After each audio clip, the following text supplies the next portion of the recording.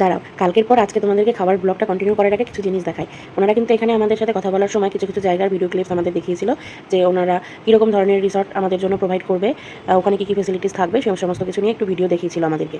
আর এদিকে কিন্তু আমাদের খাবার চলে এসেছে, এবার খাবার পালা। আর খাবারগুলো তো ওনারাই অর্ডার দিয়ে দিয়েছিল, তাই আমি নামটা বলতে পারবো না। এটা মাছের একটা ডিশ ছিল, কিন্তু নাম জানি না। খেতে একটু মিষ্টি মিষ্টি লেগেছে আমার, এটা স্পাইসি হলে ভালো লাগতো। আমার ওই ঝাল খাবারে বেশি মিষ্টি একদমই পছন্দ হয় না, তবে গরম গরম খুব খারাপ লাগেনি। ভেতরটা মাছের ছিল, বেশ ভালোই ছিল। কোটিংটা পাতলা, মাছের পরিমাণটাই কিন্তু বেশি ছিল, এই দেখো। যাই হোক, তারপরে কিন্তু চলে এসেছিলো এগ চিকেন নুডলস, আর ছিল চিলি চিকেন এক বাটি। তো দেখতেই পাচ্ছ কীরকম ধোয়া, ওটা গরম গরম। তো এই নুডলসগুলো এত পরিমাণে এগ আর চিকেন ছিল, কি বলবো, এক প্লেটে কিন্তু আমাদের দুজনকে হয়ে গেছে, দুজনকে সার্ভ করে দিল।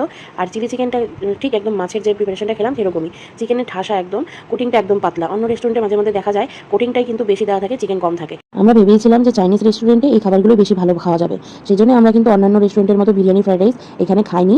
গরম গরম নুডলস আর চিকেনের ঠাসা এরকম চিলি চিকেন দিয়ে আমাদের ডিনার কিন্তু দারুণ